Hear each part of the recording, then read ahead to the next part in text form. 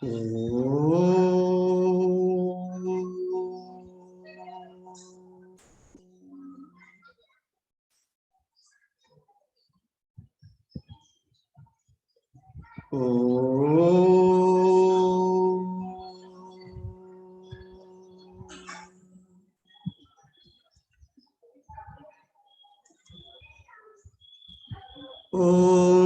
सहना भवतु सहनौ भुनक्तु सह वीर्यं करवावहै तेजस्विनावधीतमस्तु मा विद्विषावहै। ओम शांति शांति शांति।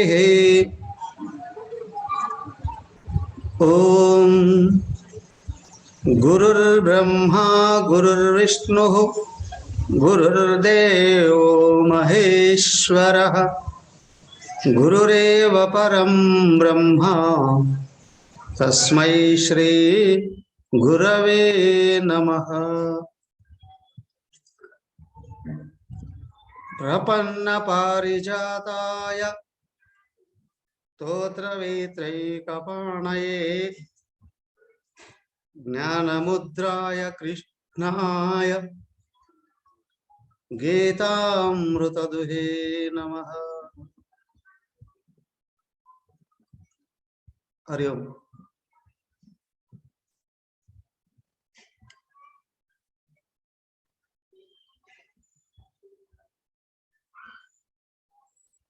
శ్రీమద్ భాగవతం 13వ అధ్యాయం క్షేత్రజ్ఞ విభాగం మీద సమీక్ష.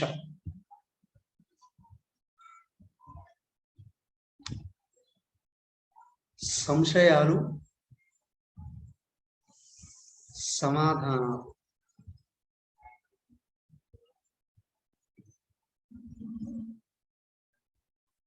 సార్ మీరు అడుగుతారా, నన్ను అడగమంటారా?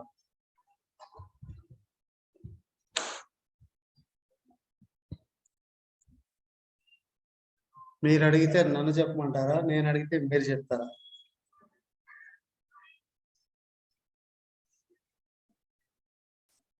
మొదటగా సబ్జెక్ట్ బాగా అర్థమైందా? అయిందా?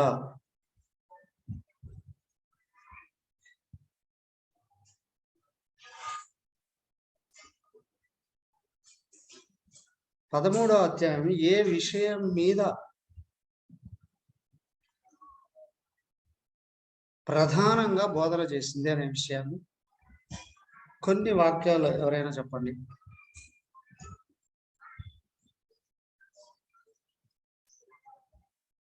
ఈ అధ్యాయం ప్రధానంగా బోధించింది ఏ విషయం మీద?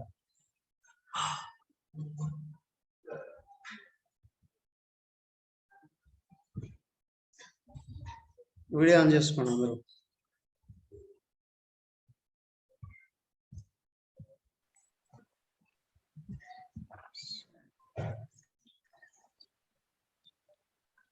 నాతో పాటు అందరికీ కనిపిస్తారు. సో జూమ్ కూడా రికార్డ్ చేస్తాం. ఇది ప్రత్యేకమైన టైటిల్లోకి వస్తుంది.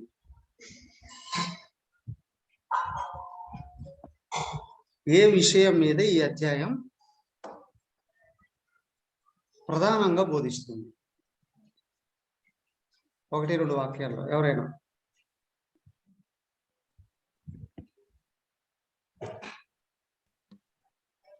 క్షేత్రము, క్షేత్రజ్ఞుడి గురించి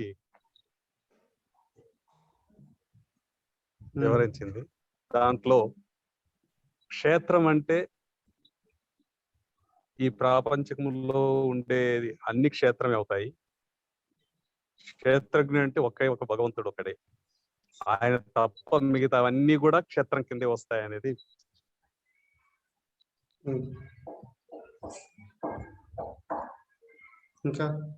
ఇంకా లోతుగా ఆలోచన చేయండి.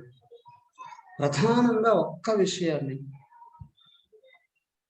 అవగాహన చేయించడం కొరకు ఈ అధ్యాయం ముఖ్యంగా ఉంది.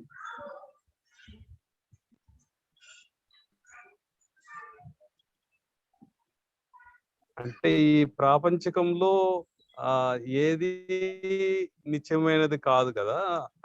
మిగతా అన్ని మనము వదిలిపెట్టేసేయాల్సిందే, దేన్ని పట్టుకోకూడదు. అంటే కడాకి సూక్ష్మ కారణ శరీరాలు కానీ, ఉపాధులు కానీ, ప్రకృతి కానీ అన్ని వదిలేస్తే మిగిలేది భగవంతుడు ఒక్కడే. ప్లస్ అది ప్రతి జీవిలోనూ ఉంది. ఆ ప్రతి జీవిని కూడా మనము భగవంతుడిగా, సర్వవ్యాపకం కదా, ఆ భగవంతుడిగా చూడగలిగితే. లాస్ట్ లో మీరు ఒకటి చెప్పారు, యాక్చువల్ గా లాస్ట్ దాంట్లో అవతల వాళ్ళు సరిగా లేకపోయినా కానీ మనము ఎట్లా ఉండాలి, వాళ్ళలో భగవంతుడినే చూడాలి, వాళ్ళ ఉపాధులను చూడకూడదు. దానివల్ల ఎఫెక్ట్ వచ్చినా కానీ మనం దాన్ని ఉపాధిగా కిందనే తీసుకోవాలి కానీ దాన్ని తీసుకోకూడదు. ప్లస్ ఎవరిని ద్వేషించకూడదు అని చెప్పారు లాస్ట్ దాంట్లో. ఈవెన్ పగవాడైనా సరే వాడిని ద్వేషించకూడదు, కానీ వాళ్ళతో అఫెక్ట్ కాకుండా వాళ్ళని పక్కన అయితే ఉంచొచ్చు అనేది ఒకటి చెప్పారు.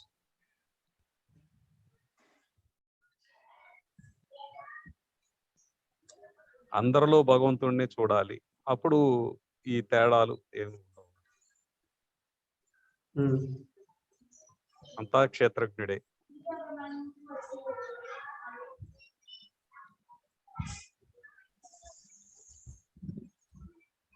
ఇంకా లోతుగా ఆలోచించాలి. మిగతా వాళ్ళు ఆలోచించండి, మీరు కూడా. ఇంకా శ్రీనివాస్ గారు ఆలోచించి మిగతా వాళ్ళు చెప్పండి.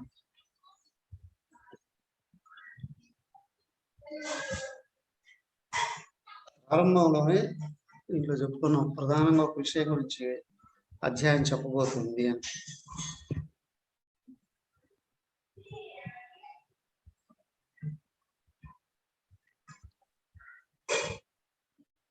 వినబడి జ్ఞానము జ్ఞేయము. ఇంకా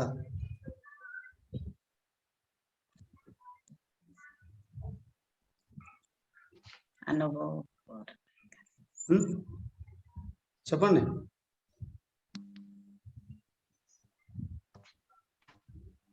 స్వామీజీ, హరి ఓం స్వామీజీ.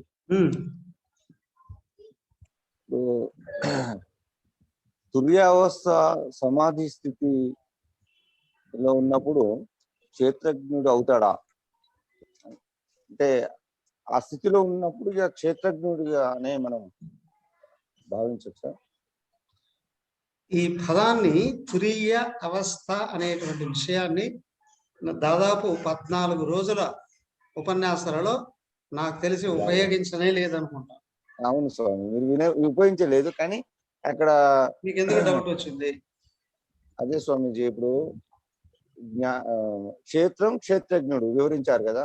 క్షేత్రంలో 24 విషయాలు చెప్పారు. 24 విషయాలు ఇవన్నీ అంటే క్షేత్రం కనిపించే ప్రకృతి అంతా క్షేత్రం. క్షేత్రజ్ఞుడు అంతటా సూక్ష్మంగా అంతటా ఉండి ఉంటాడు. కాబట్టి క్షేత్రజ్ఞుడు ఏ అవస్థలలో ఉన్నవాడు? స్వామి, క్షేత్రజ్ఞుడు ఏ అవస్థలలో ఉంటే క్షేత్రజ్ఞుడు? అదే స్వామి, సమాధి సూర్యావస్థలో ఉన్నప్పుడు. సూర్యావస్థ అనేది మీరు వాడట్లేదు.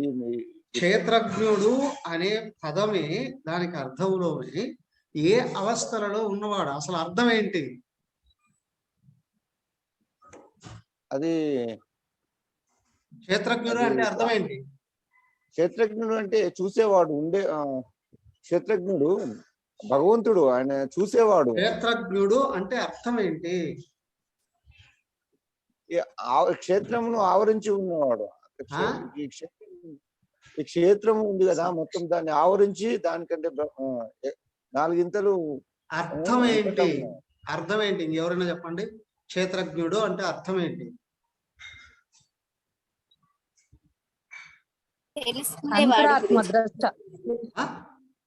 అంతరాత్మలో తెలుసుకున్న ద్రష్ట స్వామి. క్షేత్రజ్ఞుడు అంటే బాక్య అర్థం ఏంటి? బాక్య అర్థమే మొదట.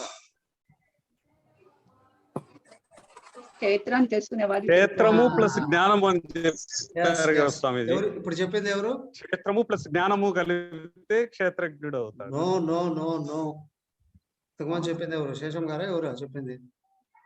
క్షేత్రాన్ని తెలుసుకునేవాడు అని ఎవరు చెప్పింది? వాడు. క్షేత్రాన్ని తెలుసుకునేవాడు క్షేత్రజ్ఞుడు. అందరూ వీడియో ఆన్ చేసుకోండి.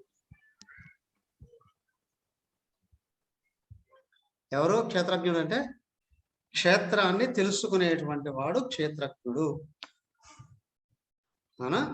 క్షేత్రజ్ఞుడి నుండి క్షేత్రం తీసివేస్తే కేవలం జ్ఞానం అని అన్నాం.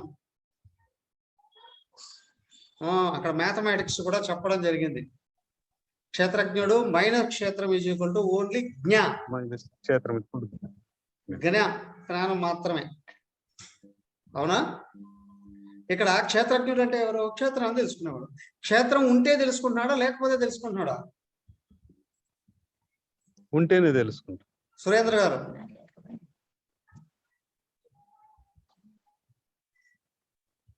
ఉంటే తెలుసుకుంటున్నాడా లేకపోతే తెలుసుకుంటున్నాడా?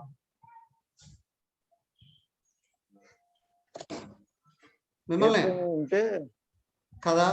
క్షేత్రం అనేటువంటిది తెలియబడేటువంటి ప్రపంచం. శరీరాదులు ఏ అవస్థలలో ఉంటాయి?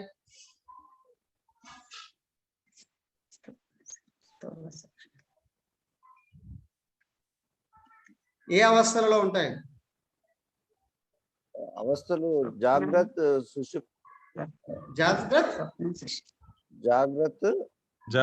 స్వప్న అండ్ సుషుప్తి అవస్థలలో. సుషుప్తిలో క్షేత్రం ఉంటుందా? సుషుప్తిలో క్షేత్రం ఉండదు. క్షేత్రజ్ఞుడు ఎట్లా అవుతాడు ఆయన అప్పుడు? అంటే స్వామీజీ అక్కడ జ్ఞానం ఉండదు. క్షేత్రాన్ని తెలుసుకుంటూ ఉంటేనే కదా క్షేత్రజ్ఞుడు. స్వామీజీ అసలు క్షేత్రం వ్యక్తం అయ్యేదే జాగ్రత్త స్వప్నావస్థలలో. సుషుప్తి అవస్థలోనే క్షేత్రం లేదు. క్షేత్రం లేనప్పుడే సుషుప్తి అవస్థ అవుతుంది. అది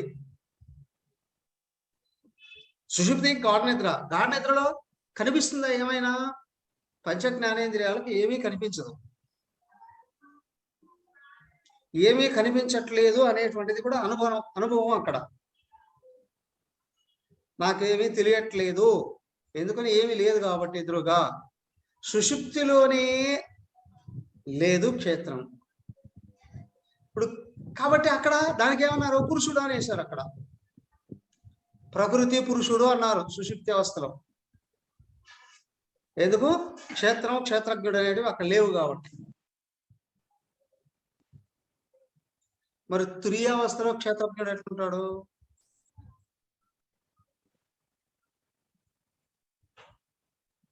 క్షేత్రజ్ఞుడు నుండి క్షేత్రం తీసేస్తే ఇక క్షేత్రజ్ఞుడు అనే పదమే లేదు. అవునా? జ్ఞానం ఉంది. అదే ఆవరణతో ప్రాజ్ఞుడుగా సుషుప్తిలో ఉంటున్నాడు. ఆయనే పురుషుడు అన్నారు. తుర్యంలోకి వెళ్ళేటప్పటికి ఏమున్నది? ఓన్లీ జ్ఞానమే.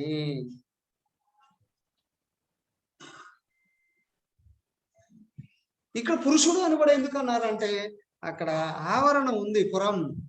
పురుషేనా మాయం ఉంది అక్కడ, కానీ తెలియబడే ప్రపంచం లేదు. తెలియబడే ప్రపంచం స్థూల సూక్ష్మ శరీరాల్లోనే ఉంది. అప్పుడే క్షేత్రము అని అనింది. అవునా? సో దానికి ఏమన్నారు? అవ్యక్తం అన్నప్పుడు గుణాలే అక్కడ అని అనుకున్నాం. క్షేత్రంలో అవ్యక్తం అనేది ఏదైతే అనబడిందో అది కూడా గుణాలేనయ్యా అనుకున్నాం. కారణ శరీరం కూడా అనడానికి వీల్లేదు. దాన్నే ప్రకృతి అని ప్రకృతి పురుషుల విషయంలో చెప్పారు. ఇప్పుడు క్షేత్రజ్ఞుడు అనే విషయం ఎక్కడుంది? ఇప్పుడు మీరేమంటారు? వినేవాడో మాట్లాడేవాడో ఏదో అంటారు. ఇప్పుడు తర్వాత ప్లేట్లో అన్నం పెట్టి తింటూ ఉంటే తినేవాడో అంటారు. అప్పుడు వినేవాడు లేడు, మాట్లాడేవాడు లేడు. క్షేత్రాన్ని దర్శిస్తున్నాడు కాబట్టి క్షేత్రజ్ఞుడు అని అన్నారు. కాబట్టి ఈ క్షేత్రజ్ఞుడిని తురీయంలో ఉంటాడా అని ఎలా అంటారు? తురీయంలో కేవలం జ్ఞానమే ఉంటుంది, ఆత్మ చైతన్యం మాత్రమే ఉంటుంది. అవునా? క్లియర్?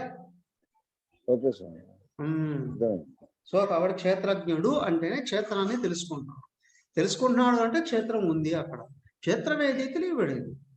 స్థూల సూక్ష్మ శరీరాల్లో మాత్రమే ఉంది. అది జాగ్రత్త స్వప్న అవస్థలలోని వ్యక్తం. ఓకే, దెన్ ఇంకా ఇక్కడ చైతన్యము క్షేత్రజ్ఞుడు ఒకటే కదా స్వామి? చైతన్యం ఎప్పుడు ఉందయ్యా. క్షేత్రజ్ఞుడు అని ఎప్పుడన్నారు? అదే క్షేత్రం తెలుసుకున్నప్పుడు దృష్ట్యా. క్షేత్రజ్ఞుడు. క్షేత్రాన్ని తెలుసుకుంటున్నాడు కాబట్టి క్షేత్రజ్ఞుడు అన్నారు. ఇక్కడ తుర్యంలోకి వెళ్ళాడు, జీవుడు లేడు, కేవల చైతన్యమే ఉంది. ఇక్కడ జీవుడినే అన్నారు ఇక్కడ క్షేత్రజ్ఞుడు అని. కానీ ఆ జీవుడు కూడా అదే నేను ఇంతసేపు అడిగిన ప్రశ్న, ఒకే విషయాన్ని గురించి ఈ అధ్యాయం చాలా ఒత్తి చెప్పింది అని. ఏంటి? తత్వమసి అనే పదం వాక్యంలో హసి అనే పదాన్ని గురించి ఈ అధ్యాయం ప్రత్యేకంగా చెప్పింది. తత్ త్వమ అసి, ఆ పరమాత్మయే నువ్వై ఉన్నావు అనే విషయాన్ని ఈ అధ్యాయం అత్యంత ప్రధానంగా చెప్పింది. దానికే మొదటే చెప్పేశాడు ఆయన. అన్ని క్షేత్రాల మీద కూర్చొని తెలుసుకుంటున్నాను నేనే. భగవంతుడే చెప్పాడు జీవుడుగా ఉన్నది నేనే అని.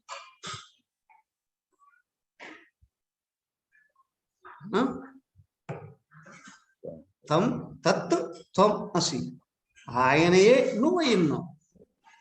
ఎవరు చెప్పారు? ఆయనే చెప్పాడు. అందరిలో కూర్చొని అన్ని తెలుసుకున్నవాడు నేనే. తిరిగే లేదు ఇక్కడ. జీవుడుగా వ్యక్తమయ్యేది కూడా నేనే అని చెప్పేసి. ఎలా? అదిగో ఇంత అధ్యాయం కొనసాగుతుంది. క్షేత్రము క్షేత్రజ్ఞుడు, జ్ఞేయం ప్రకృతి పురుషుడు, ఇన్ని రకాలుగా విభజించి ఏమని చెప్పాడు? ఇక్కడ కూర్చో జీవుడుగా ఉన్నవాడు, తెలుసుకుంటూ ఉన్నవాడు నేనే.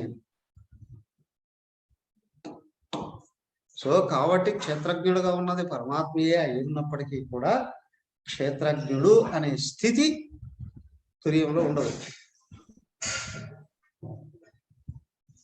కానీ క్షేత్రజ్ఞుడుగా ఉన్నవాడు ఉంటాడు.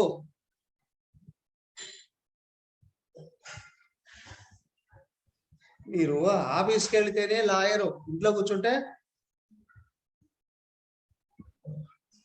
మీ మిస్సెస్కి భర్త అవుతారు, మీ పిల్లలకి తండ్రి అవుతారు. నేను లాయర్ అంటే ఇక్కడ చల్లదంటారు. అవునా? ఆ పోస్ట్ అక్కడ. అలాగే పరమాత్మయే అంతటా ఉన్నాడు. కానీ క్షేత్రంలో కూర్చొని క్షేత్రాన్ని చూస్తూ ఉంటేనే క్షేత్రం. ఆయన పోస్ట్ అక్కడ. అది దెన్ ఓకే, తత్వమసి మహావాక్యాన్ని ఇక్కడ క్లియర్ చేశారు. దెన్ ఇంకొక విషయం,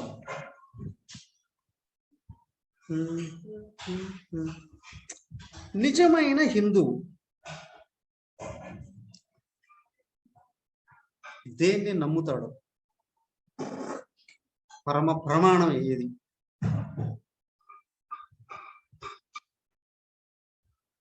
హిందువుకి ప్రమాణ గ్రంథం ఏది? వేదాలు, భగవద్గీత. ఉపనిషత్తులు, భగవద్గీత, పురాణాలు. భగవద్గీత. భగవద్గీత. వేదాలు కాదా? ఉపనిషత్తులు, భగవద్గీత. భగవద్గీత ఇప్పుడు ఏర్పడుతూ ఉంది ఆయన నోటి నుండి. కానీ ఆయన చెప్పాడు ఏది అథారిటీ అని. వేదాలు స్వామి, వేదాలు ఉపనిషత్తులు. ఉపనిషత్తులే. బ్రహ్మసూత్రాలు కూడా ఉపనిషత్తులను అనుసరించే రాశాడు ఆయన. అది న్యాయ ప్రస్థానం. అవునా? పరమ ప్రమాణం వేదం. వేదంలో ఇక్కడ జ్ఞాన భాగం స్వీకరించబడింది. ఉపనిషత్తులు అని ఉపనిషత్తులను బేస్ చేసుకుని వాటిలో చెప్పబడిన తత్వాన్ని ఇంకా లాజిక్ గా చెప్పాడు బ్రహ్మసూత్రాలు. అయ్యా, రెండిలో ఉన్న విషయాన్ని నేను ఇక్కడ చెప్తున్నాను అన్నాడు సాక్షాత్ భగవంతుడు. అవునా? సో మొత్తం వేదాంతానికి ప్రమాణం ఏంటి అనంటే ప్రస్థానత్రయం. ఉపనిషత్తులు, బ్రహ్మసూత్రాలు, భగవద్గీత. అసలు హిందూ మతానికే ప్రమాణం ఏది అంటే వేదం. వేదసారం, ఉపనిషత్తారం భగవద్గీత. ఇందుకు భగవద్గీత వేదమా? భగవద్గీత అని అంటారు, కానీ భగవద్గీత ఏది? ఉపనిషత్తుల సారాంశం, వేదం పరమ ప్రమాణం.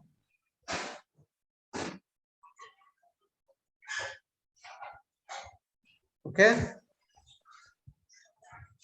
దెన్ తర్వాత అసలు క్షేత్రం అంటే ఏంటి ఆలోచించండి అందరూ.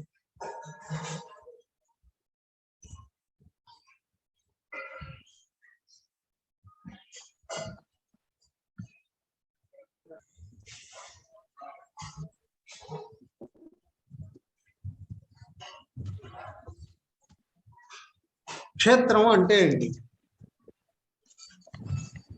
డెఫినేషన్.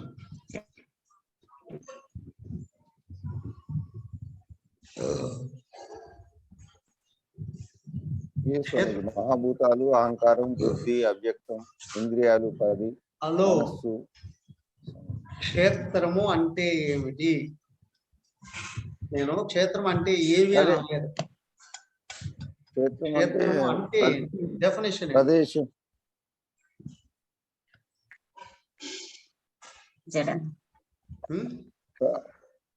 క్షేత్రం అంటే ప్రదేశము.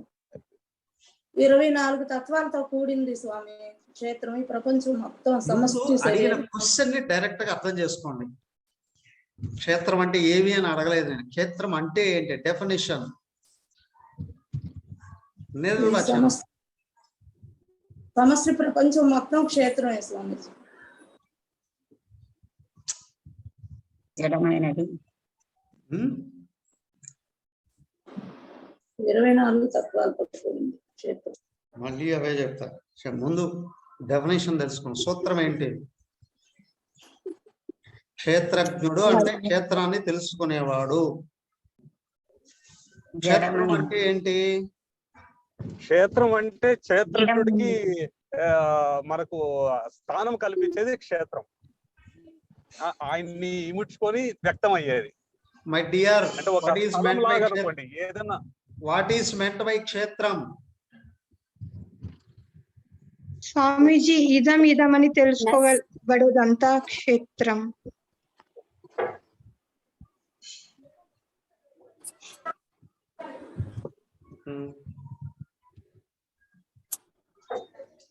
క్షేత్రము ఇదిగో తెలియబడుతుంది కాబట్టి క్షేత్రం. అవునా? తెలియబడేది క్షేత్రము.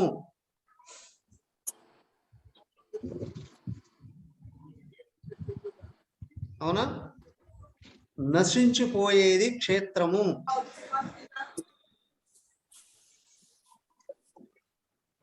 క్షత్రత్రాణాత్మ క్షేత్రం.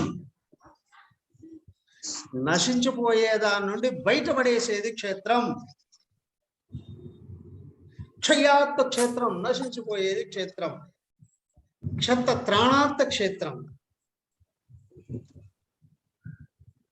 ఆయన అన్నాడు, ఇదం శరీరం క్షేత్రం ఇది అవిధీయతే అన్నాడు. ఈ శరీరాన్ని క్షేత్రము అని అంటున్నాము అని. అవునా? క్షేత్రం అంటే డెఫినేషన్ నశించిపోయేది, క్షయాత్, క్షత్రత్రాణాత్, నశించిపోయేదాన్ని బయటపడేసేది కూడా క్షేత్రమే. ఇంకా మామూలు అర్థాల్లోకి వస్తే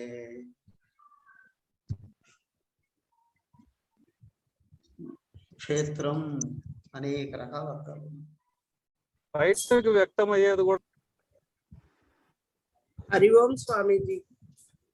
భౌతిక పదార్థ పరికరాలు వాటి ద్వారా చూపబడే వస్తువుల ప్రపంచం అంతా కలిపి క్షేత్రం అవుతుంది. ఈ శరీర ఉపాధులతో కలిసిన ఈ శరీరం క్షేత్రం అవుతుంది. వెరీ గుడ్ టీచర్ గారు.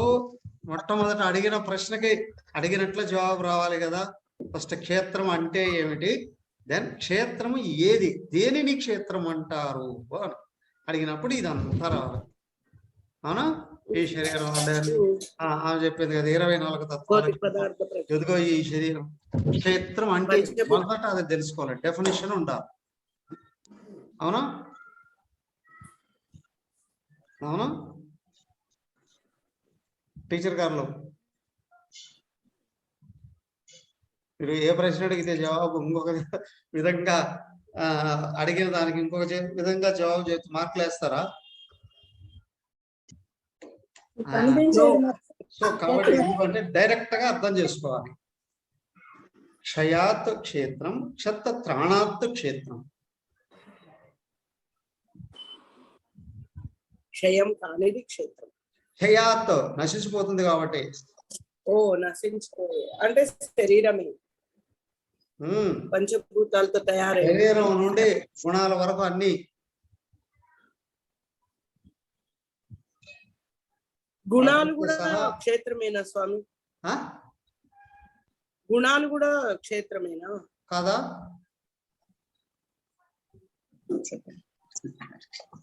కాదా? అవునా కాదా? తత్వగుణం మనోబుద్ధులు, శరీరం మనోబుద్ధులతో ఉంది కాబట్టి గుణాలు మారుతాయా మారవా?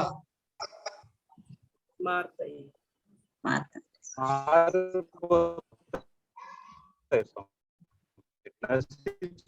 మారిపోతాయి కదా. గుణాతీతుడు అయితేనే గుణాలు మారుతాయా? గుణాతీతుడు అయినప్పుడే మనము తెలుసుకోగలం, భగవంతుడు చేరగలం. అది మనమని జ్ఞానం. అది క్షేత్రజ్ఞుడిని తెలుసుకునే విధానం. జీవుడు హరివం స్వామి. హరివం స్వామి. అమ్మా, ఒక రూపము ఆకారము కలిగినది క్షేత్రం.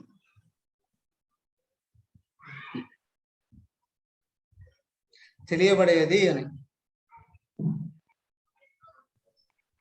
జడమైనది తెలియబడేది. మీరు చెప్పింది కరెక్టే. దానికి సింపుల్ వర్డ్ తెలియబడేది క్షేత్రం. రూపము ఆకారము స్థూలం. రూపము ఆకారం లేని ఆలోచన కూడా క్షేత్రమేగా.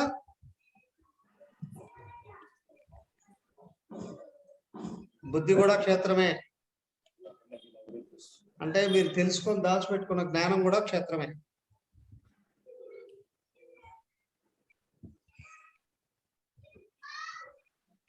వాసనల కారణ శరీరం వరకు అన్ని పోయేటివే, తెలియబడేటివే, మారిపోయేటివే. అయితే క్షేత్రజ్ఞుడికి ఉపాధిని ఇస్తుంది అన్నారు. క్షేత్రజ్ఞుడు వ్యక్తం కావడానికి అవకాశం ఇస్తుంది. అది క్షత్ర త్రాణాత్తని. అయ్యో అలా ఎలా స్వామి? హరివం స్వామి, జ్ఞానం క్షేత్రం అయితే జ్ఞానాన్ని తెలుసుకునేవాడు క్షేత్రజ్ఞుడు అయితే అది ఆత్మతో తెలుసుకుంటున్నాడా? ఆత్మ లేకుండా జడంతో జ్ఞానాన్ని ఎలా తెచ్చుకుంటాము? చెప్పండి. జ్ఞానము కూడా క్షేత్రమే. ఆత్మ చైతన్యం. ఏ జ్ఞానం? బుద్ధిలో జ్ఞానం. బుద్ధిలో జ్ఞానం క్షేత్రమే. అంటే ఆత్మ లేకుండా బుద్ధిలో జ్ఞానం ఎలా స్వామి? ఆత్మ చైతన్యం ఉంటేనే జ్ఞానము వస్తుంది, నిలవబడుతుంది కదా. మీరు అడిగిన ప్రశ్నకి మీరు చెప్పే జవాబుకి సమన్వయం చేయండి. బుద్ధితో తెలుసుకున్న జ్ఞానం క్షేత్రమా కాదా? నేను కాదు అంట. మీరు బుద్ధితో తెలుసుకున్నటువంటి జ్ఞానం ఎక్కడ ఉంటుంది? ఆత్మలో ఉంటుంది. అంటే ఆత్మ చైతన్యం లేకపోతే జ్ఞానం ఎలా వస్తుంది? ఇప్పుడు అది సమన్వయం కాదు. వస్తుంది, నిలబడుతుంది కదా. మీరు అడిగిన ప్రశ్నకి మీరు చెప్పే జవాబుకి సమన్వయం చేయండి. బుద్ధితో తెలుసుకున్న జ్ఞానం క్షేత్రమా కాదా?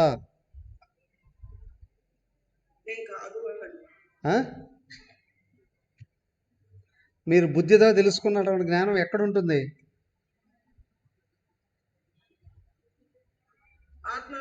ఆ? అంటే అది నశింపు ఆత్మ చైతన్యం లేకపోతే జ్ఞానం ఎలా వస్తుంది? ఇప్పుడు అది సమన్వయం కాదు.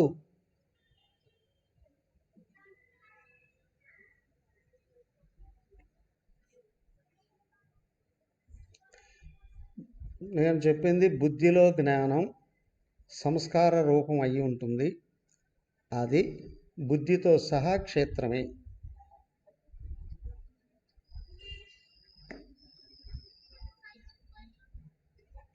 బుద్ధితో సహా నువ్వు దాచిపెట్టుకున్న జ్ఞానం కూడా క్షేత్రమే కాదని ఎలా నిరూపిస్తారు?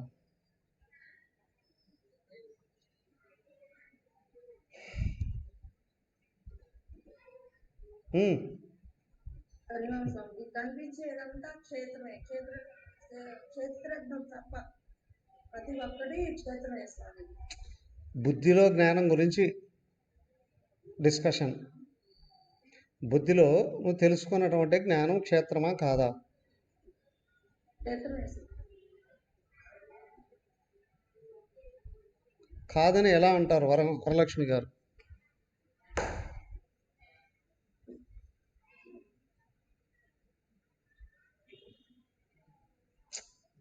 Unmute please, unmute please, unmute.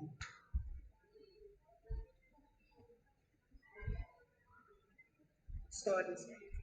అంటే ఆత్మను తెలుసుకోవడానికి జ్ఞానం అవసరమా?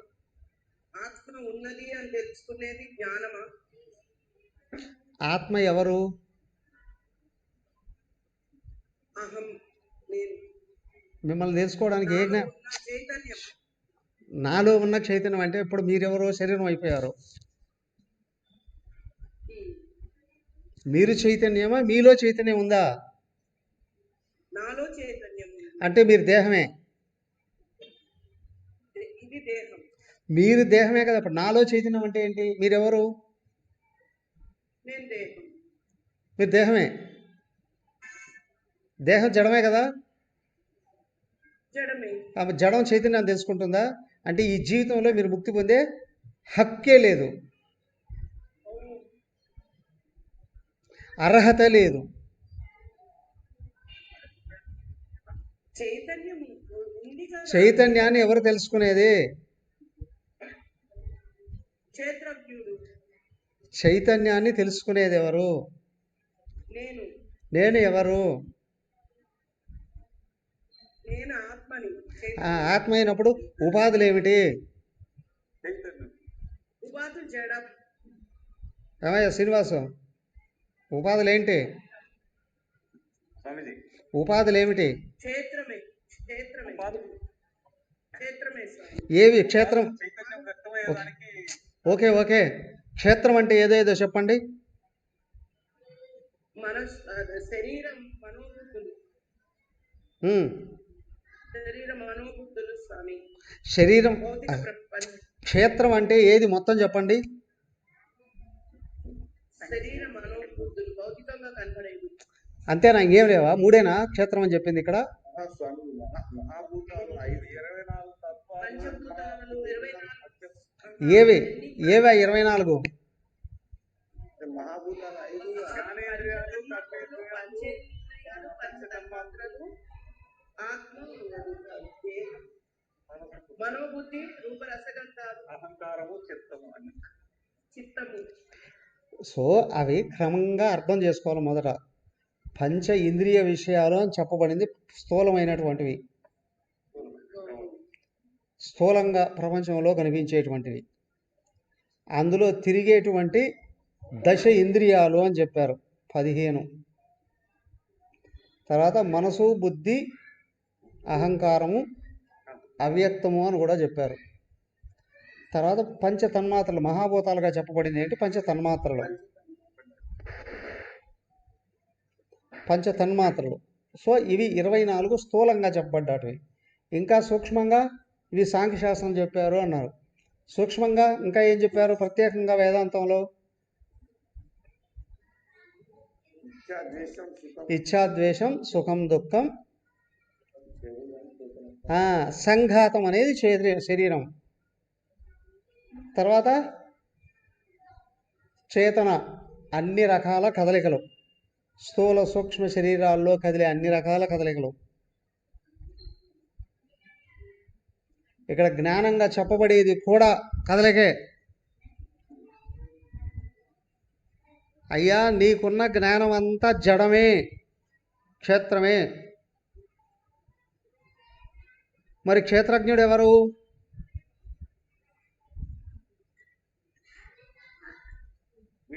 ఆత్మ చైతన్యం. నేను అనేది మాత్రమే చైతన్యం, క్షేత్రజ్ఞుడు. నాది అనబడేది అంతా. సో మీ జ్ఞానము కూడా జడమే. మీరు మాత్రమే చైతన్యం. అంటే జ్ఞానుడు కూడా ఎలా తీసుకుంటాడు? నేనున్న తెలుసుకోవడం కొరకు ఏ జ్ఞానం అవసరం? ఆత్మజ్ఞానం. నేనుగా ఉండిపోవడమే. తెలియబడింది అనంతటి తోసివేస్తే నేనుగా మిగులుతా. నన్ను నేను తెలుసుకోవడానికి ఏ శాస్త్రాలు అవసరం లే. మరి ఏంటి? నేను కానిది నేను అని అనుకుంటున్నానే, దాని గురించి తెలుసుకొని తోసివేయడానికి ఈ శాస్త్రాలు అన్నీ అవసరం.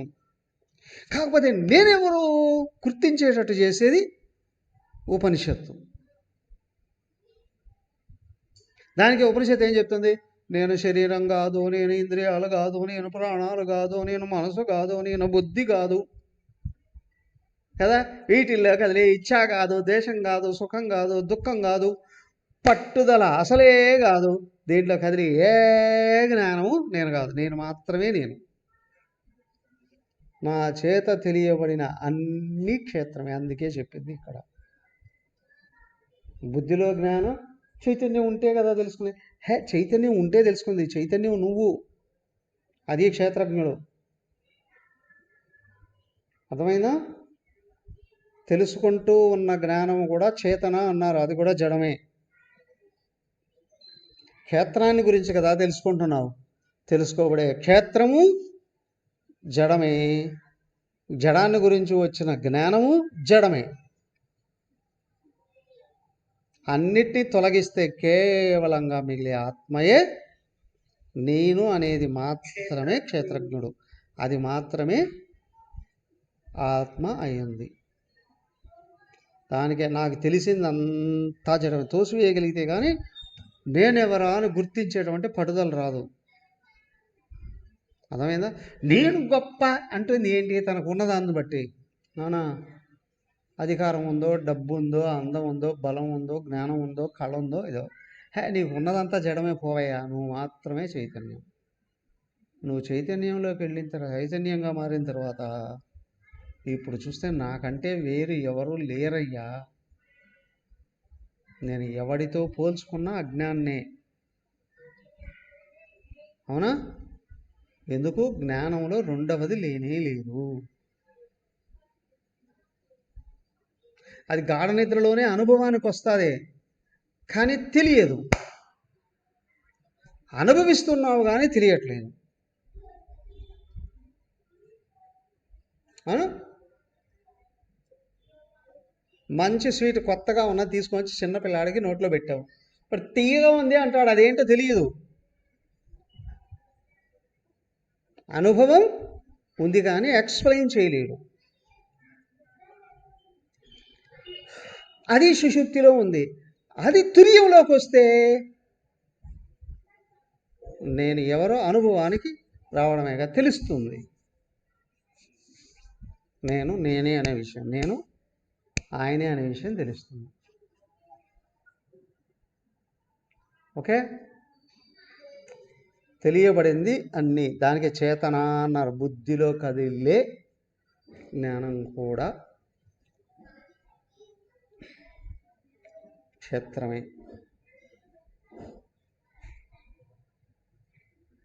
లోపల నుండి బయటకు వచ్చే భావాలు, ఎమోషన్స్, ఇష్ట ద్వేషాలు, బయట నుండి రిసీవ్ చేసుకునే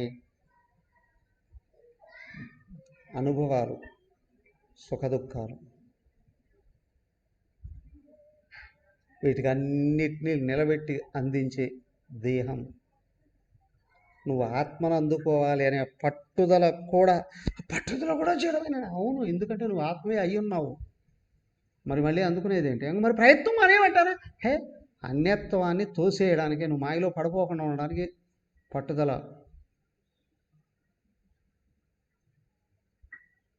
అవునా? ఆత్మను అందుకోవాలంటే మాయలో ఉన్నావు దాటడానికి, నిన్ను నువ్వు గుర్తించడానికి, అన్యత్వాన్ని పొందడానికి. అన్యత్వం అజ్ఞానమే, ఏకత్వం జ్ఞానం. ఏకత్వం పొందడానికి అన్యత్వంలోకి లాగివేసేదాన్ని తోసివేయడానికి శక్తి కావాలి, పట్టుదల ఉండాలి. కఠోర సాధనలు చేశాడు. ఎందుకు? ఇరుక్కుపోయిన మాయ నుండి బయటకు రావడానికి, పట్టుకున్న మాయను వదిలించుకోవడానికి. 20 ఏళ్ళు ఫైట్ చేశాడండి డైవోర్స్ కోసం. దేనికోసం? విడిపోవడానికి 20 ఏళ్ళు ప్రయత్నం చేశారు. ఓహో, శతకోటి జన్మల నుంచి ట్రై చేస్తున్నావు మాయను వదిలించుకోవడానికి.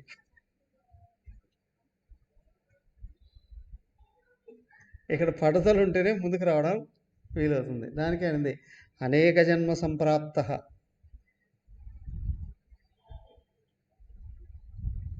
అనేక జన్మల నుండి చేసిన కృషి వలన.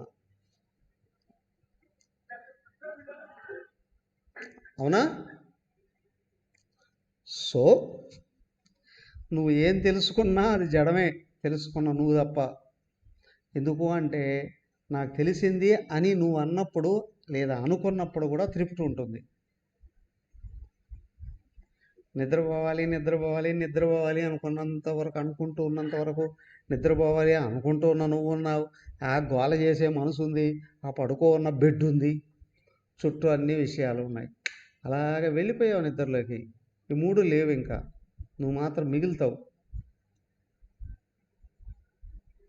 ఏమండి, నేను మాత్రం నీకు తెలుస్తున్నంత వరకు క్షేత్రం అక్కడ ఉంది. తెలియబడేది వెళ్ళిపోయింది అంటే ఆగిపోయింది. ఏకత్వమే, కానీ అక్కడ ఆవరణ ఉంది, తెలియట్లేదు. అది తెలిసేది తురియం. మేల్కో ఉన్నప్పుడే ఆత్మను గుర్తించాలి. మేల్కో ఉన్నప్పుడే తెలియబడేదాన్ని తోసివేస్తే తెలుసుకునేవాడు మిగులుతాడు. మిగిలిన్నాడు అనే విషయం తెలుస్తుంది. దాన్ని తురియం అన్నాం.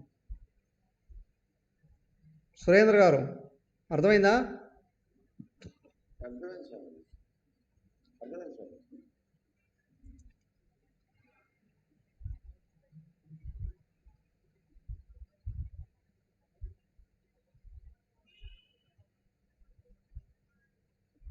Recording in progress.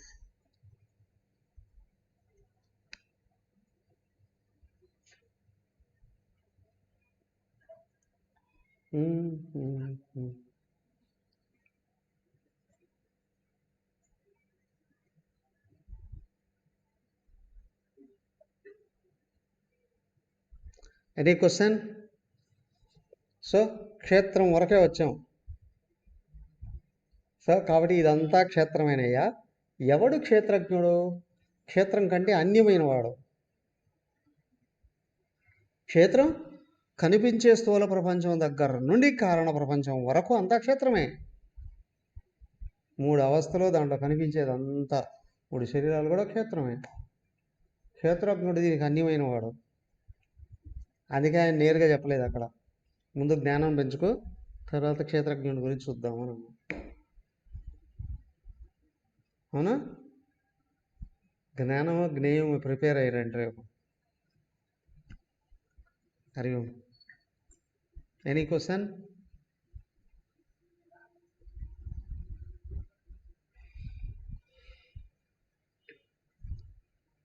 ఈరోజు డిస్కషన్లో ఏమైనా సందేహమా?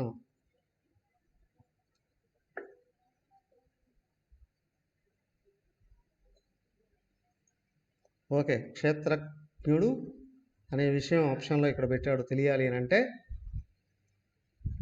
జ్ఞాన జ్ఞేయాలు తెలియాలి. జ్ఞాన జ్ఞేయాల గురించి అవి 20 లక్షణాలు చెప్పారు కదా జ్ఞానం. సో జ్ఞేయం గురించి కూడా 6-7 శ్లోకాలు చెప్పారు. ఈ 2 విషయాలు బాగా లోతుగా అధ్యయనం చేసి రండి. రేపు డిస్కస్ చేద్దాం. హరి ఓం. ఓం సర్వే భవంతు సుఖినః, సర్వే సంతు నిరామయాః, సర్వే భద్రాణి పశ్యంతు, మా కశ్చిత్ దుఃఖభాగ్ భవేత్. ఓం శాంతి శాంతి శాంతి. హరి ఓం. శ్రీ గురుభ్యో నమః. హరి ఓం.